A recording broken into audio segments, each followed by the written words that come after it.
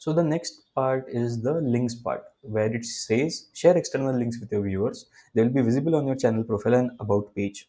We'll go to another channel and see what the what the links show over here.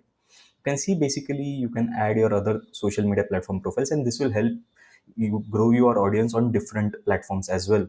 So one key suggestion over here is I would suggest you to create profiles on different platforms like Facebook, X, LinkedIn, depending on what kind of content you're going to create right now, so that whenever you create any content, you post it across all the channels, and you can grow all the channels simultaneously instead of realizing later and then starting to post later, and then the algorithm and everything, the calendar goes out of place, right?